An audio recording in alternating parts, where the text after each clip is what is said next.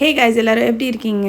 இன்றைக்கி வந்து ஒரு அவரைக்காய் போட்ட பூண்டு குழம்பு தான் பார்க்க போகிறோம். ரொம்ப டேஸ்ட்டாக இருக்கும். புளியை நல்லா கரைச்சிட்டு ஃபஸ்ட்டு அதுக்கப்புறம் அதை நல்லா ஃபில்ட்ரு பண்ணி எடுத்துக்கணும். கொஞ்சம் திக்காக இருக்கும். புளி நிறையா சேர்க்கக்கூடாது, கொஞ்சோண்டு எடுத்தால் போதும். பாருங்கள், நல்லா ஃபில்ட்ரு பண்ணி அதை வந்து எடுத்துடணும். சில பேர் வந்து சுடு தண்ணியில் ஊற வச்சு புளி கரைப்பாங்க, அதுவும் பண்ணலாம், ஈஸியாக கரைச்சிடுவாங்க. புளி நல்லா ஃபில்ட்ரு பண்ணிவிட்டு அதில் வந்து தேவையான அளவு உப்பு போட்டுக்கணும்.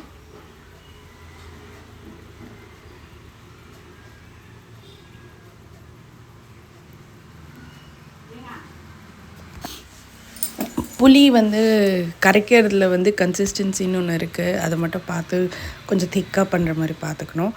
அதுக்கப்புறம் குழம்பு மிளகாத்தூள் ஒரு 2 ஸ்பூன் ஆட் பண்ணிக்கணும்.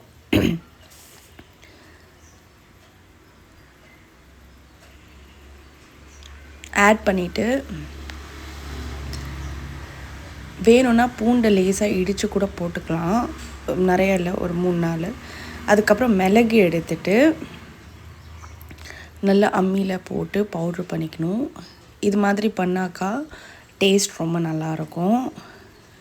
பூண்டு மிளகு குழம்பு தானே, அதனால் மிளகு கொஞ்சம் நிறைய ஆட் பண்ணணும்.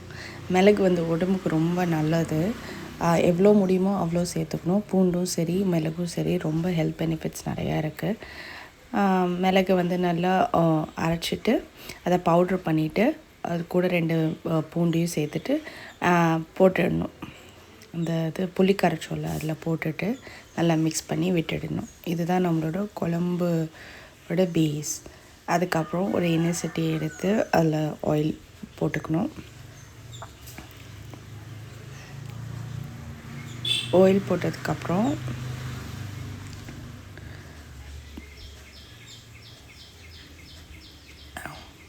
பூண்டு ஃபுல்லாக உரித்து வச்சுருந்தோம்ல, அந்த பூண்டு எல்லாமே எண்ணெயில் போட்டுடணும்.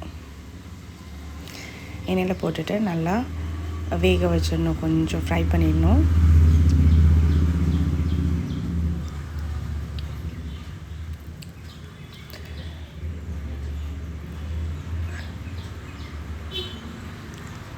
அது கொஞ்சோண்டு பாயில் ஆனதுக்கப்புறம், வெந்ததுக்கப்புறம் நம்ம இந்த கரைச்சி வச்சுருந்தோம்ல புளி, அதோட வாட்டர் வந்து இதில் ஊற்றிடணும். ஊற்றிட்டு ஒரு தட்டு போட்டு மூடி அது கொஞ்சம் நேரம் வேக வச்சிடணும். பாதி வேகும் போது நம்ம என்ன பண்ணோம், அதில் வந்து அவரைக்காய் வந்து கட் பண்ணி நல்லா கழுவிட்டு ஆட் பண்ணிடணும். அவரைக்காய் பூண்டு மிளகு குழம்பு இது ரொம்ப டேஸ்ட்டாக இருக்கும், எம்மியாக இருக்கும், ஹெல்த்தியான ஃபுட் இது.